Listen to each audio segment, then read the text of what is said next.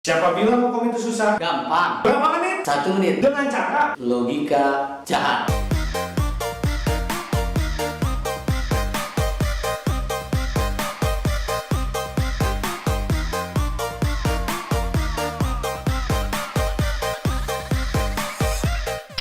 Assalamualaikum warahmatullahi wabarakatuh. Salam perawat Indonesia hebat. Baik teman-teman yang sangat saya banggakan, terima kasih banyak yang sudah menonton video ini dari video 1, video kedua, video ketiga sampai dengan sekarang video keempat. Untuk di video keempat kali ini kita akan sama-sama belajar. Kita akan coba bahas kasus mengenai soal-soal uji kompetensi. Tentunya kalau yang sudah tergabung di grup Telegram dan di grup WhatsApp, hari Rabu kemarin kita sudah melaksanakan latihan soal sebanyak 25 soal. Pada video kali ini kita akan coba bahas karena banyak sekali permintaan dari teman-teman untuk soalnya dibahas dalam bentuk video. Teman-teman, di sini sudah ada kasusnya untuk menggunakan teknik logika jahat dalam menjawab soal uji kompetensi. Langkah yang pertama adalah kita baca dulu apa yang ditanyakan dari soal tersebut. Oke. Pertanyaannya adalah masalah keperawatan utama pada pasien. Oke, setelah kita tahu, oh iya, ini adalah yang kita cari adalah masalah keperawatan atau diagnosa keperawatannya. Setelah kita tahu bahwa yang ditanyakannya adalah masalah keperawatan, baru kita cari keyword sambil kita baca kasusnya. Kasusnya adalah seorang laki-laki umur 35 tahun dirawat di ruang bedah dengan diagnosa fraktur femur terbuka sepertiga femur bagian sinistranya atau bagian kiri. Saat dilakukan pengkajian, tekanan darahnya 100/70 mmHg, nadinya 105 kali per menit, suhunya 37,8 derajat Celcius, respirasi rate-nya 32 kali per menit. Kemudian ada nyeri tekan pada daerah luka. Pendarahannya masif, tampak luka robek dan penonjolan tulang. Urinnya kurang dari 2 cc per kilogram per jam. Pasien merasa meringis, kemudian mengeluh tidak mampu menggerakkan tungkainya. Sini sudah saya bacakan untuk kasusnya. Setelah membaca kasusnya, sambil kita mencari keyword, kita juga bisa mengetahui konsep dasar penyakitnya. Arah penyakitnya ini kemana? Kalau dilihat dari awal, di sini terjadi fraktur. Otomatis di sini sistem muskuloskeletalnya yang kena. Ya, kita udah pikiran kita, oh ya, ini pasien dengan masalah di muskuloskeletal, fraktur femur terbuka sebelah kiri. Kemudian kita cari lagi apa yang relevan dengan kasus muskuloskeletal. Kemudian kita cari lagi perdarahan masif karena lukanya terbuka, sudah jelas. Nyeri sudah jelas, ada juga. Tampak luka robek, sudah jelas kan frakturnya terbuka. Kemudian ada penonjolan tulang. Kemudian ada juga urin kurang dari 2 cc kilogram per jam. Ini salah satu keyword yang teman-teman temukan pada kasus di sini. Untuk jawaban yang paling tepat itu adalah ketidakseimbangan volume cairan. Kenapa bisa ketidakseimbangan volume cairan? Kenapa tidak perubahan pola eliminasi urin? Kenapa tidak hambatan mobilitas fisik? Kenapa tidak resiko infeksi? Kenapa tidak nyeri akut? Kita bahas satu. Kenapa tidak nyeri akut? Di kasus di sini ada nyeri tekan. Ya, memang bisa saja diagnosanya adalah nyeri. Tetapi kita tidak bisa mengambil nyeri yang utama karena datanya tidak lengkap. Tidak ada skala, contohnya seperti itu. Kemudian, resiko infeksi. Ya, bisa saja di sini juga terjadi resiko infeksi karena frakturnya terbuka. Kemudian perdarahannya masif. Kemudian ada luka robek. Ya, bisa sekali ini resiko infeksi. Tapi kalau sudah melihat kasus yang ditanyakannya adalah masalah keperawatan utama itu adalah prioritas yang sudah terjadi. Kalau resiko itu belum terjadi, jadi belum bisa dikatakan pasien ini infeksi karena datanya juga tidak ada yang menunjukkan bahwa pasien ini infeksi. Biasanya kalau infeksi itu ada ciri khas tandanya adalah leukosit yang meningkat atau pemeriksaan lab leukositnya yang meningkat. Kemudian hambatan mobilitas fisik memang ada juga nih di kasusnya. Mengeluh tidak bisa menggerakkan tungkainya. Kita berbicara logika kita mainkan saja. Sekarang kalau kita mengambil hambatan mobilitas fisik, ini datanya cuma ada satu, mengeluh tidak mampu menggerakkan tungkainya, itu yang paling relevan. Kalau masalah fraktur itu sudah jelas, tapi bukan hal yang paling tepat untuk melakukan analisa masalah keperawatan utama. Kemudian ada perubahan pola eliminasi urin. Di sini juga ada urinnya kurang dari 2 cc per kilogram per jam. Ya, kalau di sini juga tidak relevan juga ya, cuman ada satu datanya. Yang paling relevan dan paling tepat adalah ketidakseimbangan volume cairan. Kenapa? Teman-teman ketika mengeluarkan logikanya atau kita sebut logika jahatnya, yang pertama, teman-teman bayangkan ini adalah fraktur terbuka. Perdarahannya masif, otomatis keluar darah yang sangat banyak sekali dari dalam tubuh. Di dalam darah itu sudah jelas, itu pasti ada cairan. Ketika darah keluar, otomatis cairannya keluar juga. Ya. Kemudian ada luka robeknya juga dan penonjolan tulang, itu sudah sangat-sangat jelas. Dan yang menjadi faktor data penunjang lainnya adalah urin kurang dari 2 cc per kilogram per jam. Teman-teman, jadi itu salah satu kenapa yang paling tepat adalah ketidakseimbangan volume cairan, karena datanya sangat relevan. Jadi teman-teman juga selain harus menghafal, tapi logikanya juga harus digunakan. Ingat, soal uji kompetensi itu semuanya benar, tapi hanya ada satu yang tepat. Contoh di kasus ini, semuanya option A sampai dengan E itu benar semua, tapi ada satu yang tepat, yaitu option yang A, ketidakseimbangan volume cairan. Oke teman-teman, kasus yang pertama sudah kita bahas. Kita lanjut ke kasus yang kedua. Ini kasusnya. Silahkan teman-teman lihat dulu kasusnya. Apa? Kurang besar? Oke, kita perbesar kembali. Sudah? Cukup ya? Oke, sudah terbaca juga. Ya, yang pertama harus teman-teman lakukan, ingat, baca dulu apa yang ditanyakannya. Yang ditanyakan untuk kasus nomor 2 adalah sama, masalah keperawatan yang utama pada kasus di atas.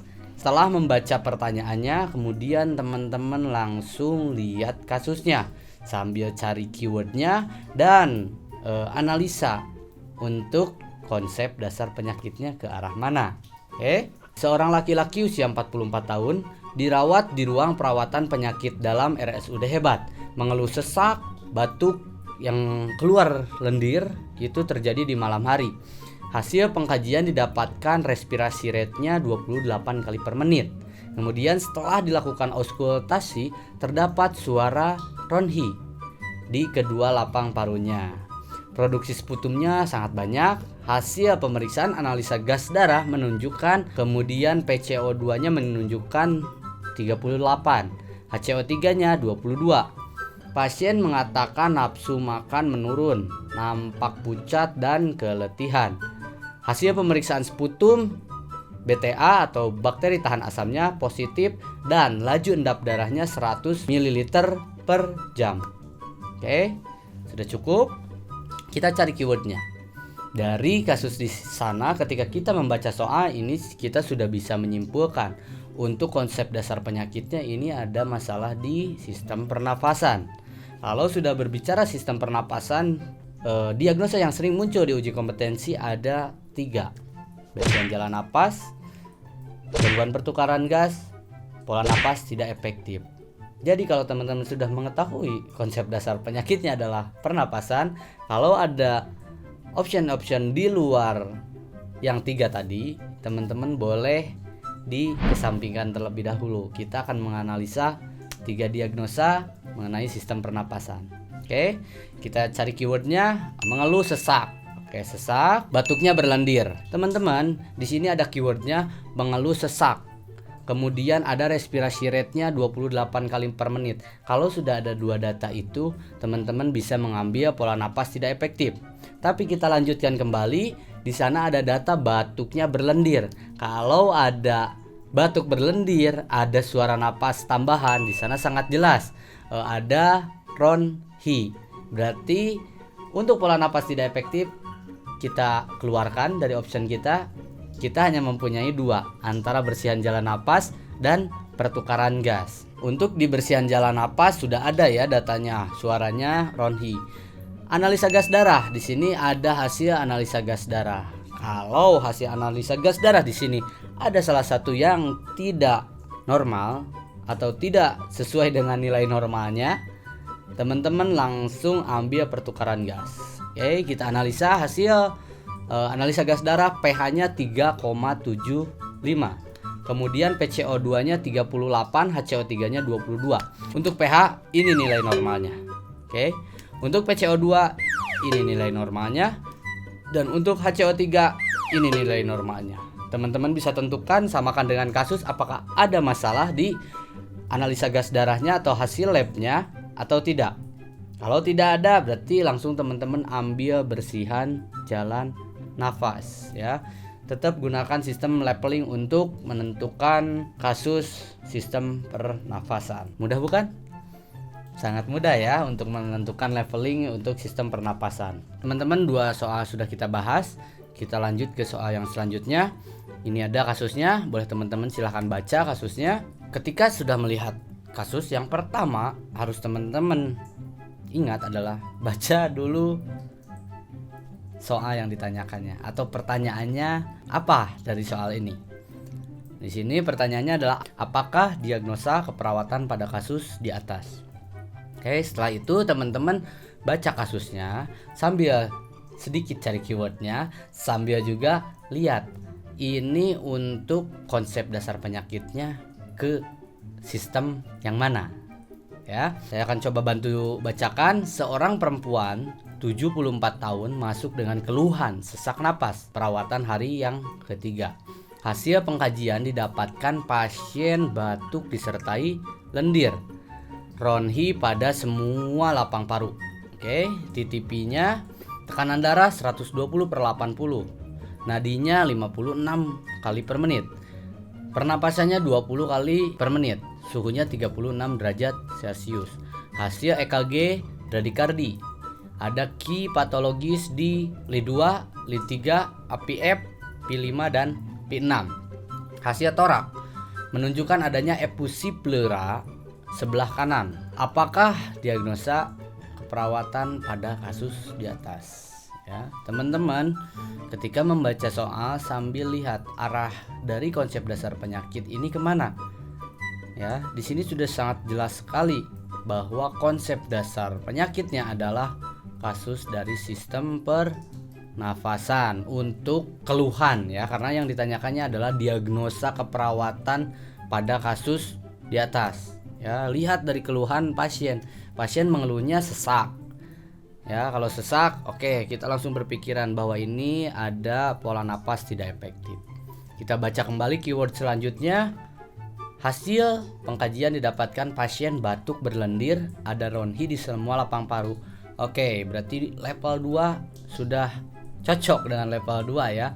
Ada sesak, RR-nya meningkat, kemudian ada Ronhi atau suara nafas tambahan, itu sudah di level 2 untuk pendiagnosaan. Oke, tapi teman-teman mungkin ada beberapa teman-teman yang akan terkecoh dengan hasil EKG. Ada bradikardi, ada key patologis di LI2, LI3, AVF, P5 dan P6.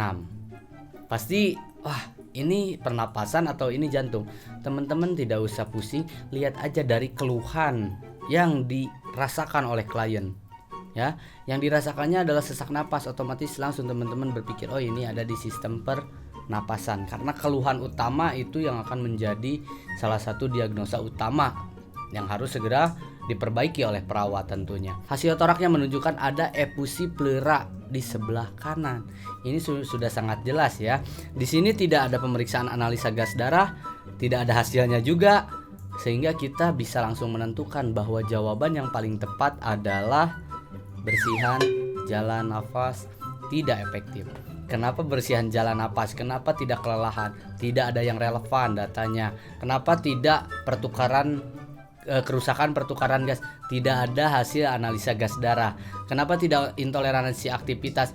Betul, intoleransi aktivitas ada di kasus jantung, tetapi dalam kasus ini lebih ingin menggali logika kalian ke arah pernapasan pada soal ini. Jadi jangan terkecoh. Penurunan curah jantung, tidak ada data yang menunjukkan adanya penurunan curah jantung. Biasanya kalau ada penurunan curah jantung biasanya ada hasil CRT ya, kemudian ada dari tekanan darahnya juga, itu biasanya tidak stabil kalau ada penurunan curah jantung. Begitu teman-teman. Jadi ketika menemukan kasus seperti ini ada kemungkinan dua konsep dasar penyakit yang ada di dalamnya. Teman-teman lihat keluhan yang terjadi di pasien. Jangan terkecoh dengan hasil pemeriksaan EKG, ataupun nanti kedepannya teman-teman akan menemukan yang lain. Jangan sampai terkecoh. Lihat keluhan utamanya mengarah ke konsep dasar penyakit yang mana. Kalau yang ditanyakannya adalah diagnosa keperawatan utama, lihat keluhan utama pasien. Keluhan utama pasien yang harus kita prioritaskan untuk kita perbaiki. Ya teman-teman, 3 soal sudah kita bahas. Selanjutnya boleh teman-teman jika yang tergabung di grup Telegram ataupun di grup WhatsApp boleh dibaca kembali, karena bisa kembali diakses untuk kasus-kasusnya. Kita diskusikan di hari Sabtu.